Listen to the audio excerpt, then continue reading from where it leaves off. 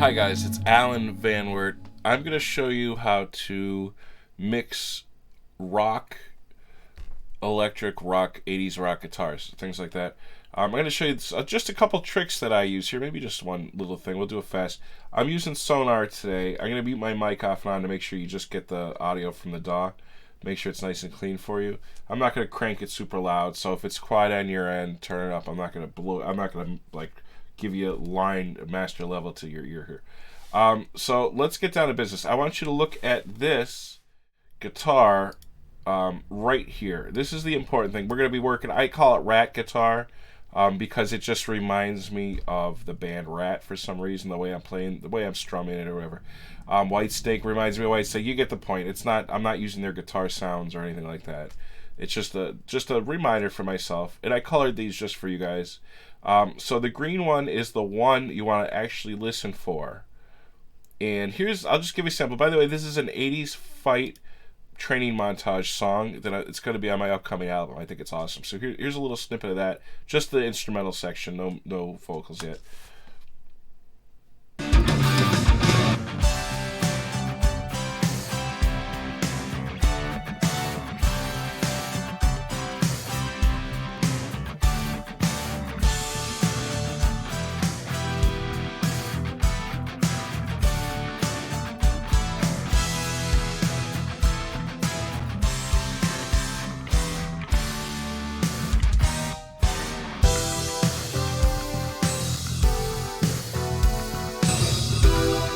Alright, so you get the gist. That's what the song sounds like.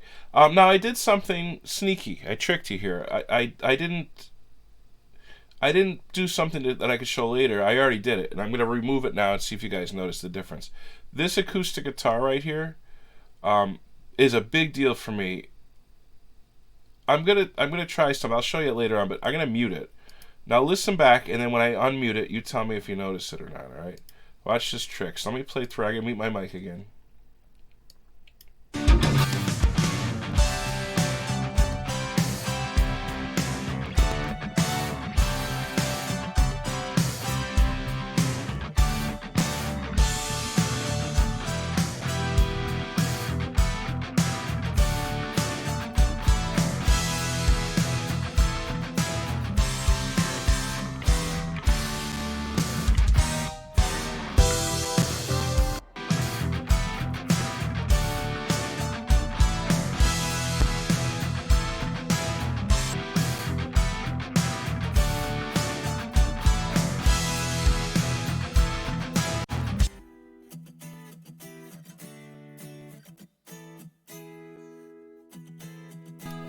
So as you can hear, not only I'm playing a different chord voicing. That's not the harmonies. I mean, it's cool. That's not the important thing. All right. That's kind of neat that I did that. But the really important thing is the timbre. I guess in that particular case it would be the Transient. My pick attack is very much enhanced when you hear that acoustic guitar in the mix. So if it's just a rock guitar going.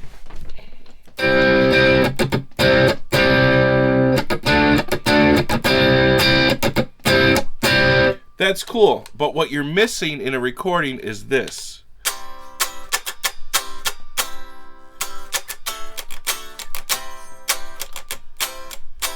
And now I could record, and I've done that. You could record the guitar itself like you hear my strumming in the mic, and that's great. However, there's something about an acoustic guitar. There's something about the top end. It's got something extra, and it's something I can't replicate exactly with this. I mean, it's a preference. I used to do it with actual clean, lightly distorted electric guitar too, and that's fine. But I found myself more and more lately using this little acoustic guitar trick I do. I'm sure I'm not the first person to do this. I can't say it's an Alan Van Wert specific trick. That'd be great, but I'm sure other people have done this. It would make too much sense not to. I'm guessing. If I'm wrong, let me know. But I'm sure somebody else has done the same sort of idea. And you could do it with a lot of things. But yeah, the big difference here is this electric guitar part sounds a little bit dull. No, because as soon as you start adding distortion, the more gain, the less the pick attack. The transient reduces it. You'd say, well, just record with less gain. Yeah, that's actually usually a great idea. However, if you like that saturation sound, it does change the overtones, and the high frequencies sound good with the saturation. So you want that, but you don't want to also lose your transient. Now, there's other tricks you could do. You could do a side chain um, uh, reamp on that if you wanted. That seems a little too complex. It might be great. I don't do that stuff. That sounds way too complex for a mix to have to do that. But if I'm already playing acoustic guitar in other parts of the songs, for instance, I have these little things. I have those little back strums there. The guitar, and you can see that I'm bringing up the volume to get that sound in the mix. Like here, in this part of the song, we got.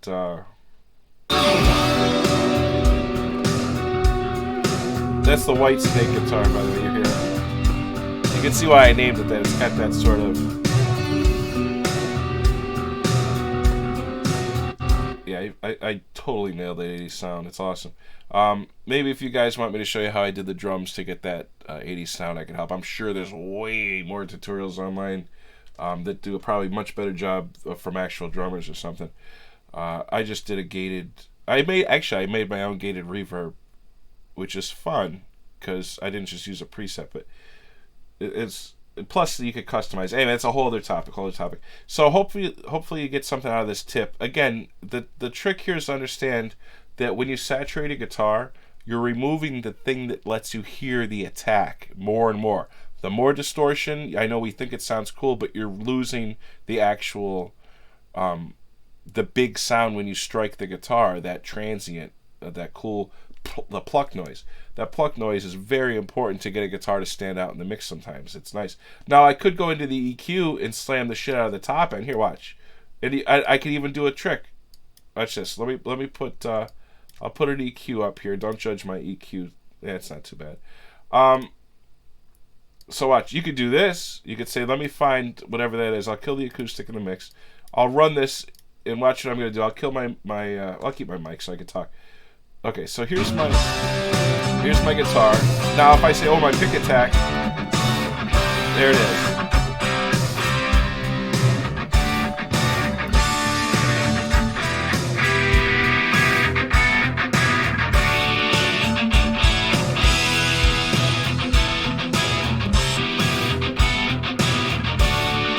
That's fine, but it sounds a little bit thin. Now let's go back with the acoustic. But I'll kill this.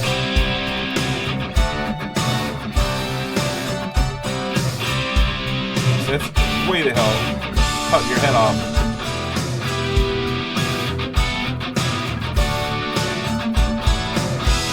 That's not bad. Without the acoustic. Without the effect. Not bad. But maybe with the vocals it wouldn't be too bad, but you hear that no matter what note I hit, no matter how loud I hit it, is there the entire time. And I don't like when that happens typically. However, I'm boosting 5 decibels at 3.3K. That's not the end of the world. That's not bad. As Chris Lord Algie says, nobody's gonna die, which is funny. By the way, I laugh whenever he says it. But anyway, so listening back, is it horrible to do what I did? Nah, it's not bad. Let's take it away.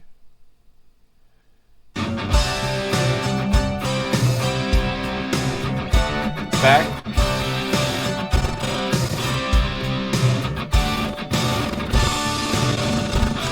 I'm lagging a little bit here. Let's try that again. It's not bad.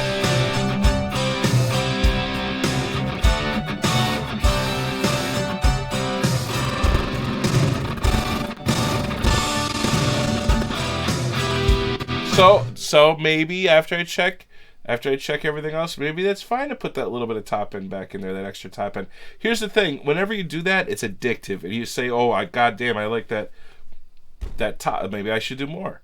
Maybe I should do that to all my guitars." Let me see. So here, watch. We end up doing this insanity. Oops, let me run this thing. So watch. Let's do that on this guitar.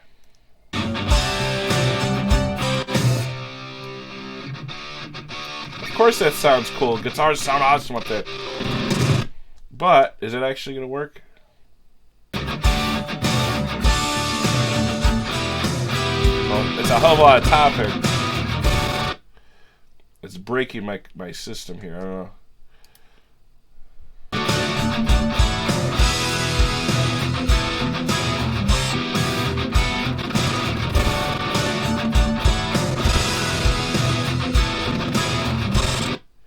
I kind of like it. I like that massive boost. Here's the problem. While that sounds good, what we really probably want is to just turn it the frig up. You know what I mean? So watch this. Let's take that same track. Let's temporarily turn it up. Watch what it does. There we go. This one I can't turn up. We'll turn up the output. Let's kill that. Just turn it up.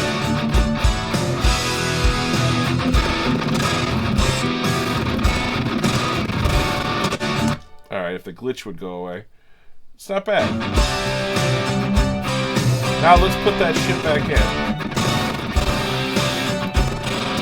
Oh, wait, all of a sudden it sounds like garbage, right? Now let's put that one up. Watch this.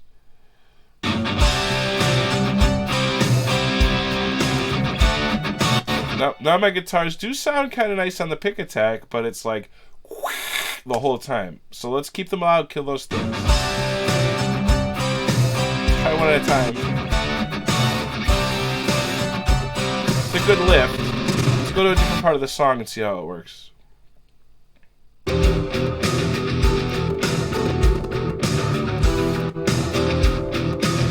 It's not bad. It's a bit much. I'll be honest, I do kind of like that top end, but I went way the frig overboard as an example. We'll bring it back. It's not bad. Don't be afraid to experiment. Now, this might sound like garbage when I do like a car check or whatever, but right now at the moment, for whatever weird reason, probably without the vocals, if I put the vocals, it's going to like, oh, that's why it's killing my vocal, but we'll see. That's not too bad. Now, this one I don't think I like still. It's got that weird, that bullshit going on versus, I think that's better, especially with acoustic. Probably right where the acoustics peak, I bet. Alright, so now you get the idea of what I'm doing here. I'm trying to bring out the attack of the guitars and the top end without making it sound like non-stop top frequency noise.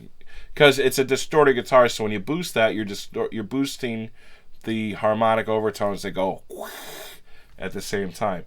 Which, if you like that, you like that. There's another trick that I'm not showing here, that I'm not doing. And I always thought, I never did it, but I thought about doing it a lot of times.